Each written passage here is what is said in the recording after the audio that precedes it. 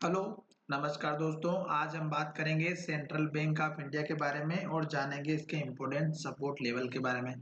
क्योंकि stock down trend में चल रहा है कुछ दिनों से और कुछ लेवल्स को उसने ब्रेकआउट किया है, तो अब हमें देखना होगा कि स्टॉक कहाँ जाकर के रुकेगा। साथ ही ये वीडियो आपके एजुकेशन के लिए, किसी भी वीडियो में किसी भी तरह की बाइंग और सेलिंग की मैं आपको एडवाइस नहीं करता हूँ।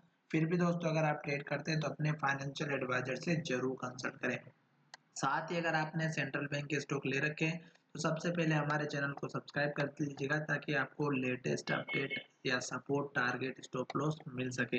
अब मैं आपको दिखाने वाला हूं स्टॉक का सबसे पहले चार्ट, और चार्ट से पहले मैं दिखाऊंगा आपको लास्ट ट्रेडिंग सेशन में जो स्टॉक में ट्रेडिंग की गई है उसके बारे में। तो चलिए वीडियो की शुरुआत करते हैं, और ये वीडियो आपके लिए एजुकेशन के लिए है। अब यहाँ पर देखिएगा, सेंट्रल बैंक ऑफ इंडिया का मैंने इन्वेस्टिंग की वेबसाइट पर जो डेटा लिया है उसमें आपको कुछ भी नहीं करना है। सबसे पहले आपको देखना है यहाँ पर बी वेब जो कि 13.74 पर है और स्टॉक की प्राइस है 13.70 पर। ये हमें इंट्राडे में नेगेटिव डायरेक्शन में दिखाई दे रहा है कि डाउन ट्रेंड में चलने वाला है स्टॉक। साथ ही स्टॉक में अभी सेल ऑर्डर लगे हुए 1,37,000 क्वांटिटी, तो ये हमारा दूसरा नेगेटिव पॉइंट है। पर यहाँ पर हमें एक चीज और देखना होती है, जो है हमारा यहाँ पर डिलीवरी परसेंटेज, ये हमें जो है 46% की डिलीवरी देखने को मिल रही है।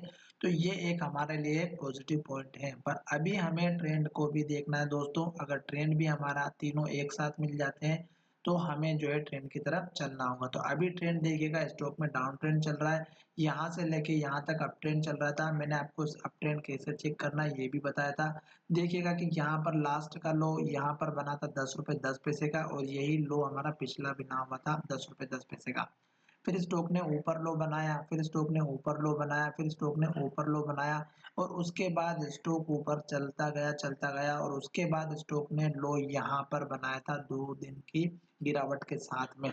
और इस लो को ब्रेकआउट करने के बाद में गिरावट आई, क्योंकि ये जो लो अगर आप देखेंगे तो इस कैंडल का लो था, यानी कि यही सपोर्ट यहाँ पर सपोर्ट बना। 1 से 2 दिन स्टॉक ने ट्रेडिंग भी की, पर इस लो को तोड़ने के बाद स्टॉक में फिर से गिरावट आई, यानी कि स्टॉक फिर से यहाँ पर इतने दिनों से स्विंग ट्रेडिंग पे बेस पर अगर आप देखेंगे तो डाउन ट्रेंड में आ चुका।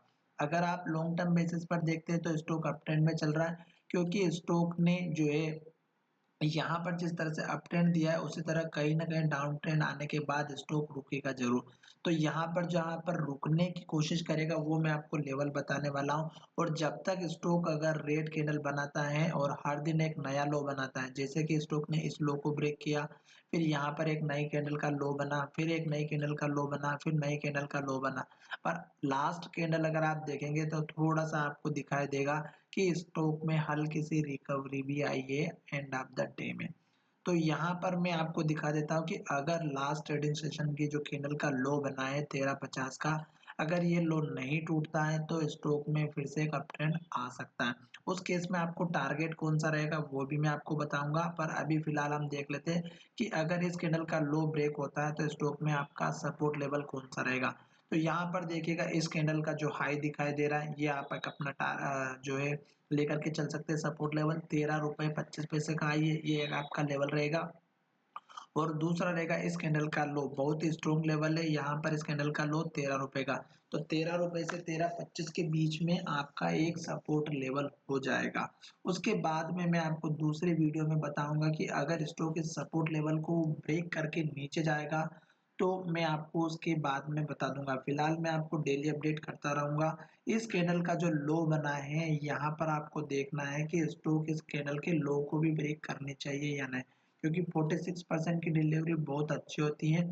और अगर स्टॉक इस लो को ब्रेक नहीं करता है और स्टॉक ऊपर की तरफ मूवमेंट करता है, यानी कि स्टॉक अप ट्रेंड में चला जाता है, तो आपको उस केस में टारगेट कौन सा रखना है। उस केस में आपको टारगेट रखना है इस कैंडल का लो। हो सकता है बहुत ही छोटा है, पर टारगेट रहेगा 14 रुपए 15 पैसे का। और दूसरा टारगेट रहेगा आपका इस कैंडल का लो जो है हमारा 14 रुपए 65 पैसे का। दो टारगेट अचीव होने के बाद में मैं आपको बताऊंगा एक बड़ा सा टारगेट, और वो रहेगा इस कैंडल का लो 16 रुपए 5 पैसे का। बीच में एक छोटे छोटे टारगेट्स भी आएंगे, जैसे कि इस कैंडल का लो है, ये भी एक शानदार टारगेट रहेगा।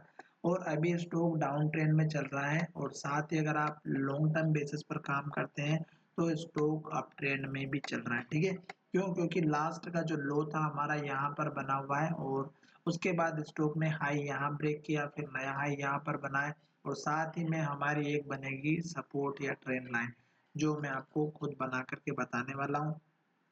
इस कैंडल के लो से इस कैंडल के लो को ज्वाइन करते हुए, तो ये भी आपकी सपोर्ट लाइन काम करेगी।